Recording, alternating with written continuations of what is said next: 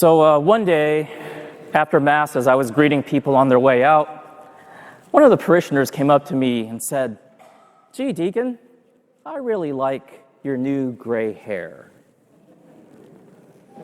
And I said, I know, the diaconate has aged me. And she said, no, fatherhood has aged you. And I said, oh, yes, fatherhood has aged me. And I kid you not, a couple of weeks later, another parishioner comes up to me and says, "Gee, Deacon, I really like the new gray hair that you're growing." I said, I know, and I'm thinking about that first parishioner. So I said to the second parishioner, I know, the fatherhood has aged me. And she said, oh no, the diaconate has aged you. And so I said, yes, the diaconate has aged me. I mention this because my mom affectionately calls my hair salt and pepper. And I am thankful for that story, so thank you for allowing me to share that story with you. And the reason for my sharing this story is not so much in addition to proclaiming the gospel and explaining the gospel, this past weekend was the 5th anniversary of my ordination and Deacon Juan Moreno's ordination as a permanent deacon. So I remember 5 years ago, 95% of my hair was black, and now it is salt and pepper. And I mention this because I'm going to make a point. In today's gospel, Jesus says, "Follow me." And I remember during my first year of the diaconate formation, the diocese asked me to do the spiritual exercises of St. Ignatius of Loyola. And they knew I had a lot of Jesuit professors, so they asked me to do the 30-day spiritual exercises of St. Ignatius of Loyola. And so I did this for the first year. And the name of that Jesuit was named Father Jack. And toward the end of this year process, doing the spiritual exercises, I said to Father Jack, but what if I fail in the future?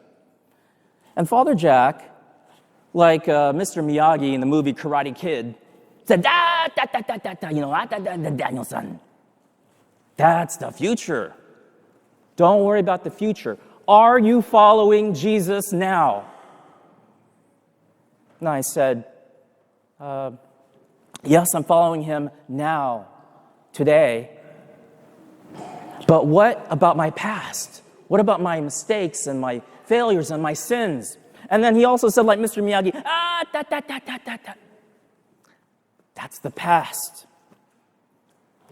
Don't worry about the future and don't worry about the past. Are you following Jesus today? Here, right now? And so I told him, yes, today I'm following him. And what's interesting about following Jesus from today's gospel is that we kind of have it a little inverted in that following Jesus starts with baptism. It doesn't start with sacred ordination. It starts with baptism. The Second Vatican Council said that this was the universal call to holiness. Everybody is called to follow Jesus and be holy. And in fact, there's a saint by the name of Saint Jose Maria Escriva, and he said this, quote, "The greatest male saint that ever lived was not a deacon, not a priest, not a bishop, not a pope. The greatest male saint that ever lived was a husband, a father, and a worker." End quote. That's who? Saint Joseph. Saint Joseph followed Jesus regardless of his circumstances. And so that's the one simple main point from today's gospel. Jesus said to you and he says to you and me today, follow me. Don't worry about your past and don't worry about an unknown future. Today, are you following him? Are we following him whose sacred heart bled and was pierced for us on the cross? You know, in the first reading, it is written from the first book of Kings that Elisha, the prophet, who replaced Elijah, wanted to go back and bury say bye to his family. And Elijah said, yeah, go ahead.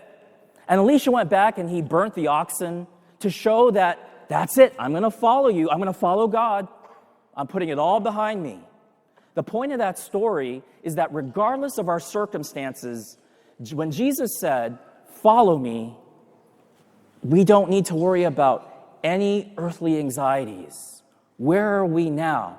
I mean, for example, some of us might say things like, well, you know, when my health gets better, I'm going to follow Jesus. And just like Mr. Miyagi and Father Jack, who said, follow Jesus now. We might say, oh, you know, I can't put food on the table and the bank account is empty. Follow me. You might say, well, my adult kids and my grandkids, they're not talking to me. Maybe after they talk to me, I'll follow him. Follow me. We might say, I failed at school or my job or my relationships, my marriage. Follow me. In the gospel, Jesus says, follow me. And in my case, I have black hair. Follow me. I have gray hair. Follow me. No matter what the circumstances. Are you with Jesus today? That's the message of the gospel.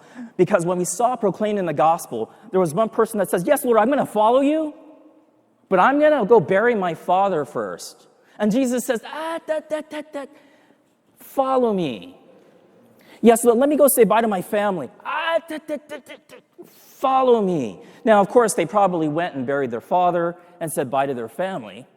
But the point was, there is no excuse not to follow Jesus. Whatever excuse we're going to give, the past, the future, the excuses don't matter. Follow him. Follow me, he says. And that's what he says to us at this Mass today. And I want to especially turn to our young people and our young adults. Because, you know, the United States Catholic bishops met about a month ago. And one of the things that we're noticing in the Catholic Church in the United States is that we're losing our young people. For every one Catholic that comes into the church, 6 are leaving. And they leave as early as 13 years old. They make that decision as a teenager. This invitation is for you young people.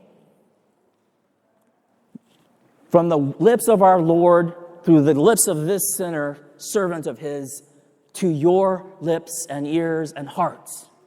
He says to you, follow me. You might say, well, I'm too young. Follow me. Or I'm too old. Follow me. I'm this or that. Now, follow me. And finally, dear brothers and sisters, how do we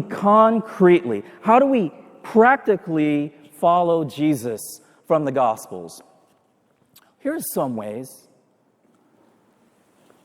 Follow Jesus through the commandments. As we see in the second reading from St. Paul's letter to the Galatians. What does he say? Love your neighbor. How do I concretely follow Jesus? How do I treat others? How do I love them? And then do I bring them to God? Another way to follow Jesus is with the sacraments. For anybody who hasn't been baptized yet, this is an invitation for you. Follow me. If you haven't been born again with the sacrament of confirmation, Jesus invites you, follow me. If you haven't received First Communion or haven't gone to confession after many years, Jesus says, follow me. For those of us who perhaps need a convalidation of our civil marriages, Jesus says, follow me. Or if we're living together, cohabiting with a boyfriend or a girlfriend outside the church, this is an invitation. Follow me, no matter what the circumstances. And in the sacrament of holy orders, we should invite young people to consider the priesthood and religious life. Follow me, no matter what. This month is the month of the Sacred Heart of Jesus, dear brothers and sisters. And in this month of the Sacred Heart of Jesus, we should know that people have not loved Jesus as we should. And so this is an invitation, once again, to love the Sacred Heart of Jesus in our own life, so that we too may grow in love towards him, to grow in love towards his mother. And we're going to receive him in a few minutes in Holy Communion. May this reception of the Holy Eucharist be our way right now, at this moment, to follow Jesus. Jesus says to you and me today, follow me.